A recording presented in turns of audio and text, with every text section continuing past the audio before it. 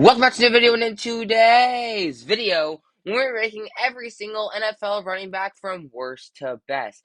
Last video, I did the quarterbacks, and that video got so much love. Thank you guys all for who watched it. If you haven't watched it yet, go watch that video. It was posted yesterday, and we ranked every single quarterback from worst to best. But the title was kind of mischievous because we didn't really rank it from worst to best. We kind of just ranked the players as they came up on the screen. This time, we're actually going to be ranking it from the worst to the best. So we're going to be starting with the worst running back and ending with the best. Before we get in the video, make sure to leave a like on the video, subscribe to the channel because we are posting daily. You don't want to miss out. And also comment down below if you agree or disagree with any of my takes about to say. We have all the rookies, every single starter mentioned. There is 3 players at the bottom of the list of these players. Jeff Wilson, and then a couple of rookies who I don't really know the name of that are not starting, so they will not be mentioned. Just the starting running backs, and let's get straight into it. The tiers are the same as the quarterbacks. We have 1 to 5, 6 to 10, 11 to 16, 17 to 23, and 24 to 32. 1 being the best, 32 being the worst. You know how it is. Let's get straight into it. So the 32, the worst running back in the NFL for starters, is going to be Rachaad White. He hasn't really proved himself at all. Again, Leonard Fournette leaving. He did show some signs at the end of the season for the Bucs last year, but that's not enough to put him any higher than the worst running back in the league. We need to see more if he's actually going to make that climb because he isn't really known as Buddy and he isn't that good. Next up at 31 might be a hot take, but this is going to be Brian Robinson.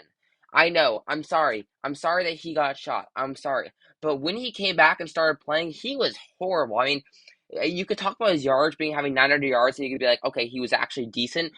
But as a running back, yards per carry was horrible. And whenever he got the ball, it seemed like he either went 10 yards or he went 0. And 0 was most of the time. So he really wasn't that good when he came back. And I'm sorry, that he got shot. But unfortunately, we have to move past that. He's okay now. He's just not that good of a running back. At number 30, I'm going to put Khalil Herbert. I'm having trouble finding him. There he is. Khalil Herbert. I actually think he's a really solid running back. I think when Dave Montgomery was out earlier in the season or even the years past, he actually played really, really well when he had those absences. I mean, he is a monster truck. And I actually think he's going to have a very, very solid year for the Bears. Again, can't jump the gun on him because it's literally his first year as the starter, but I think he's going to have a really nice year for the Chicago Bears. Next up at number 29, I'm going to put James Cook.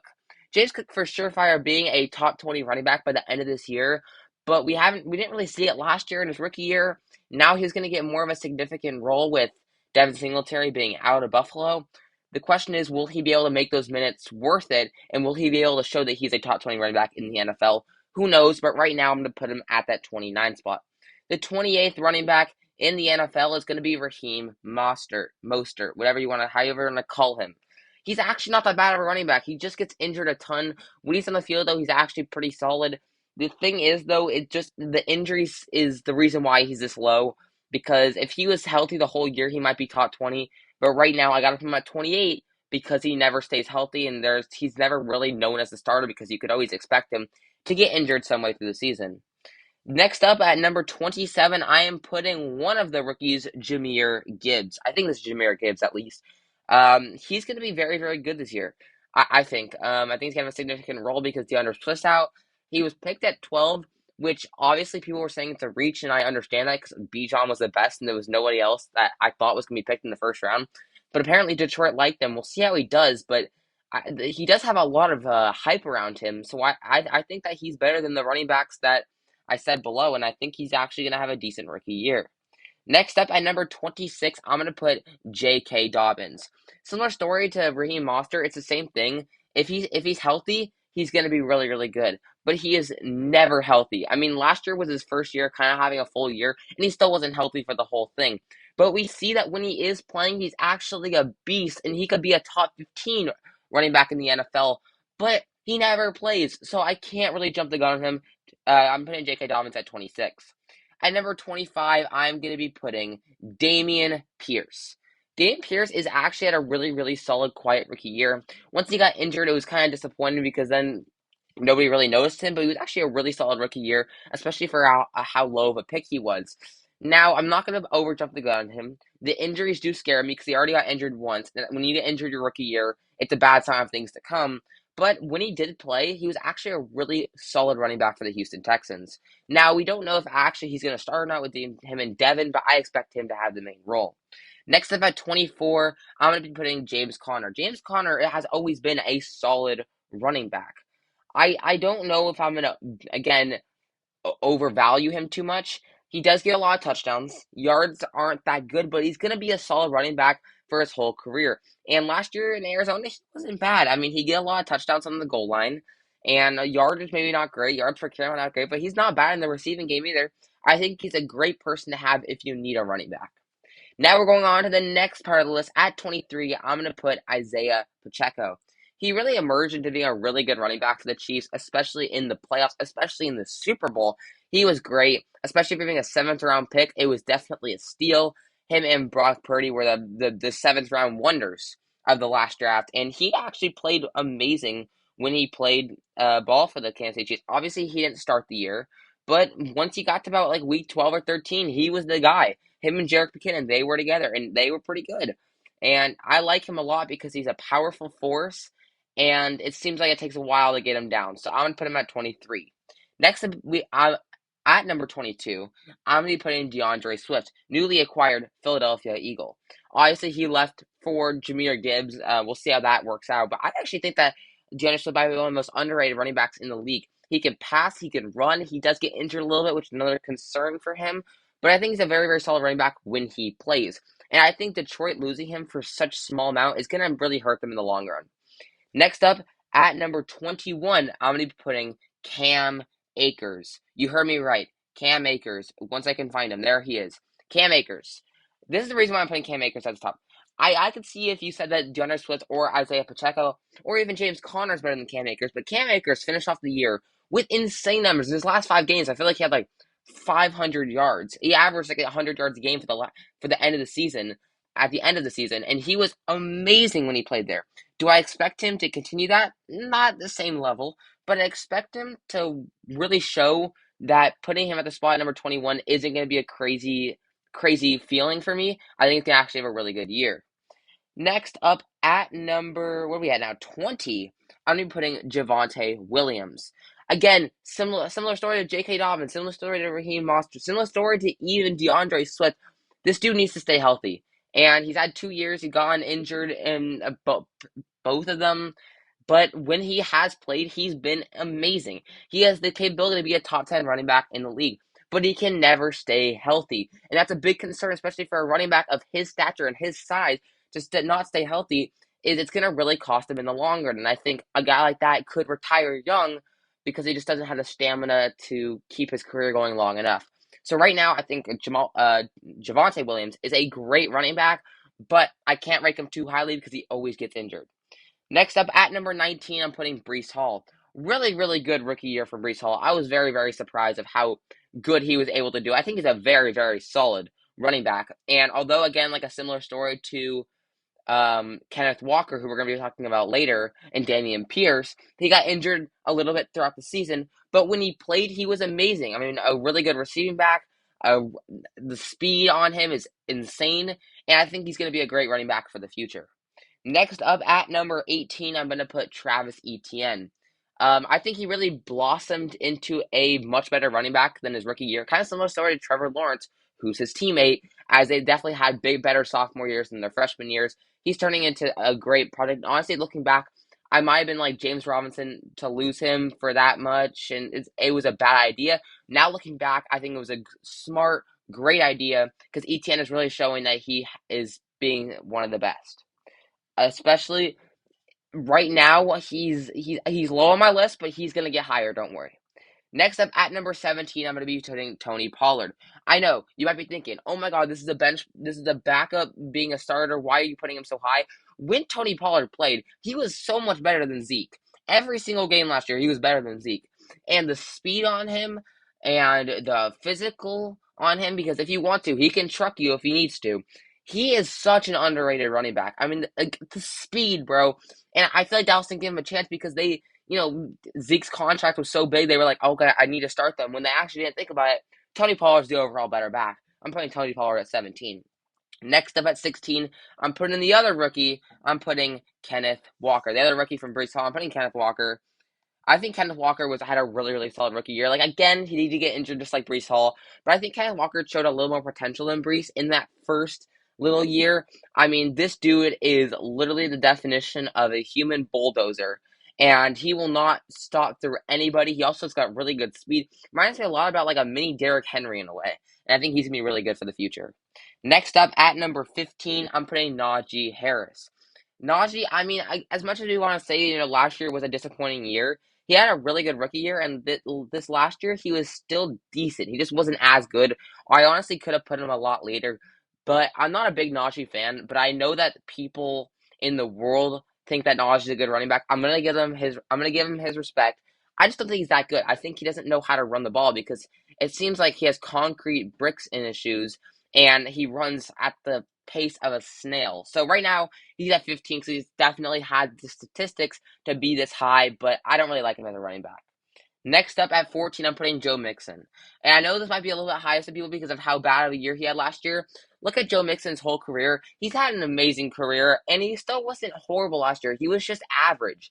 I'm not going to put him in the average range, in that 17 to 23 range, because I think he's just better than that. And I think last year was a fluke, not a fluke, but like he's definitely getting older, but he's still young. And I think he's still a solid running back. I mean, last year wasn't great, obviously, and he's not going to look back and be happy on it. But I still think Joe Mixon's a top 14 running back in the NFL. He's at number 14. At number 13, I am putting Bijan Robinson. Yep, you heard me. The rookie running back who hasn't even played a single snap in the NFL is going at 13 because of how much potential this dude has. This dude is just going to be a monster. I mean, they picked him at number 8 overall, which is the highest in quite a while, and he was honestly worth that pick being so. I think the Falcons got a very, very nice running back for their future. I think he's going to be amazing. 13 might even be a little bit high, but I really like this dude's game, especially in college. He was amazing. Bijan Robinson checks in at 13. At number 12, I'm putting Rhamondre Stevenson. Rhamondre, again, might be one of the most underrated running backs in the entire NFL. Not only can he pass catch, not only is he like 6'7", but he can also have a ton of speed for a guy of his build. Similar story to like a Kenneth Walker. I think this guy is the real deal, and I think he's a super underrated running back. Rhamondre Stevenson checks in at number 12. At number 11, I'm putting Aaron Jones. Just so you know, in the top 10, I think people just don't think that Aaron Jones is a good running back because he didn't have the greatest year last year, but the Packers did have the greatest year last year. And Aaron Jones, his statistics might go down because he doesn't have Aaron Rodgers and he has Jordan Love throwing to him. But as an actual running back, he's the 11th best running back in the game, or at least top 15. I'm putting him 11 because I do like his game a lot. One of the best receiving backs in the NFL, can also rush pretty good. And now that A.J. Dillon might not get as significant of a role, and I think A.J. Dillon might be gone right now. Is A.J. Dillon gone? I know he's not. He's not. But I think if A.J. Dillon wasn't there and Aaron Jones was the primary back, and he like got everything, all the carries, all the touches, and the receiving, then he'd be a top 10 running back in the NFL. But because he splits, it makes him a little bit worse. I'm putting Aaron Jones at number 11. Starting off the top 10, this is where you got the really, really good running backs. But at number 10, I'm going to put Miles Sanders. I doubted this guy forever, and he just shut me up last year. What a year for the Eagles last year. Now he's a Carolina Panther. I expect him to have a big year. I'm done sleeping on Miles Sanders because in fantasy he always messes me up. But as a running back, I can be honest, he's a really good running back. I mean, last year I felt like he was going to get injured, but he never stopped. He was amazing throughout their whole playoff run, and in the Super Bowl even, he made it a game. Number 10 is Miles Sanders. At number 9, I'm going to be putting Alvin Kamara. Yes, could be a little bit high because of the whole, off the field stuff, which obviously isn't good. And when he came back last year, he was not playing at his standards. But Alvin Kamara is still an amazing back, probably the best receiving back in the league, or one of the best. And when it comes to clutch time, he's one of the best in the game. Alvin Kamara checks in at number 9, even if people don't agree with it. I just think that he's done too much to lose his spot this fast. You can't sleep on him. Next up, at number 8, I'm going to be putting Dalvin Cook. He might not be on the Vikings anymore, but he's still a Viking to this day. He did get released, but we don't know where he's going to go yet, so I'm just going to say he's on the Vikings. Dalvin Cook's at number 8. One of the best speed running backs. I know he's getting older, and that's kind of catching up to him. I know he isn't as good as he used to be, obviously, because his age is really starting to catch up to him. But he's still a really, really good running back. One of the best speed demons in the NFL, can also pass catch, and with all the weapons that they have there, he's still a main piece in the Vikings offense. Next up, at number 7, I'm putting Jonathan Taylor. Yes, a down year for Jonathan Taylor, but the year before that, he had damn near 2,000 yards. He was amazing. And you can't sleep on Jonathan Taylor because he's gonna pull up 200 yards in one game, and you can't sleep on him anymore because although he had a really bad year last year, and that's why kind of what made him out of the top 10, he's still, in my opinion, the 7th best running back in the NFL because we know that this dude now next year he's gonna take that personal and he's gonna go crazy. And honestly, might be a little bit high. I believe in Jonathan Taylor, though. He's at number 7. Next up at number 6, just missing out of the top 5 is going to be Saquon Barkley. Saquon had an unreal year last year for the New York Giants. And him, Daniel Jones, and DeBall really carried that Giants team to be the playoff spot and winning their first round matchup of the year last year. And Saquon just was amazing. Like receiving wise, running wise, he actually looked like he wanted to play. There was a lot of not conspiracy, but like a lot of talks about him just not being up to his draft comparison, and everyone was kind of saying it. And last year, he kind of shut the fans up, and he was insanely good. Next up, we got the top 5. This is what you guys all have been waiting for. At number 5, I got Josh Jacobs. Just similar to Saquon Barkley, Josh Jacobs had an unreal year last year. The reason why I'm putting Josh Jacobs ahead of Saquon Barkley is I think that he was able to sustain his amazing year throughout the year a bit longer. And Josh Jacobs, before this year, before the year that they both went off, he was a better running back than Saquon Barkley. So in my opinion, I think Jacobs has had a more consistent career, so that's why I'm going to put him at number 5. And now we got into the top 4. At number 4, I have Austin Ekeler. Austin Ekeler is one of the most underrated running backs in the league. His receiving ability, his rushing ability, I think people don't think that he's that good of a running back just because he doesn't rush for 1,000 yards, but he also receives for like 600, and he has like 30 billion touchdowns. He is one of the best running backs in the NFL when it comes to a dual threat running back of receiving and running. He checks in at number 4. We have the top 3 now. At number 3, I have Nick Chubb. Nick Chubb is the definition of a bowling ball. He is so incredibly good. The only reason why he is this low is because sometimes he does get injured. That is a worry. And he does split snaps with Kareem. So sometimes he doesn't get as much as he needs to. That's why these other two are a little bit ahead. But you talk about Nick Chubb, you talk about pure perfection. He's one of the best running backs in the league. No doubt about it. At number 2, we have Christian McCaffrey. McCaffrey can do it all. Talk about Ekeler being a dual threat. This dude's a triple threat. You got him in the throwing game because he's a quarterback, apparently. You got him in the running. You have him in the receiving. And he didn't get injured last year, especially with the Niners. He really blossomed into being back a top running back in the league because before that, we were like, okay, he might not be top 5 because he gets injured all the time, but now he has had a fully healthy year, and it's really nice to see for Christian McCaffrey. But he just falls short of number 1, and that is Derrick Henry, the best running back in the league for it feels like 5 years. He's insane. He's the definition of a train wreck, and there's no stopping him. That was a pretty easy decision there to decide that he is the best running back in the league, and I don't think there's any doubt about it still. And that's the end of me ranking every NFL running back from worst to best. To review the list, at number 32, we have Rachaad White, 31, Brian Robinson, 30, Khalil Herbert, 29, James Cook, 28, Raheem Mostert, 27, Isaiah Pacheco, 26, J.K. Dobbins, 25, Dameon Pierce, 24, James Conner, 23, Isaiah Pacheco, 22, DeAndre Swift, 21, Cam Akers, 20, Javonte Williams, 19, Breece Hall, 18, Travis Etienne, 17, Tony Pollard, 16, Kenneth Walker, 15th, Najee Harris, 14th, Joe Mixon, 13th, Bijan Robinson, 12th, Stevenson, Ramondre, 11th, Aaron Jones, 10th, Miles Sanders. At 9, we have Alvin Kamara. 8, Dalvin Cook. 7, Jonathan Taylor. 6, Saquon Barkley. 5, Josh Jacobs. 4, Austin Ekeler. 3, Nick Chubb. 2, Christian McCaffrey. And 1, Derrick Henry. I'd love to know what you guys think in the comments down below if you agree or disagree with any of my takes. I hope you enjoyed this video, and I'll see you guys in the next one. Peace!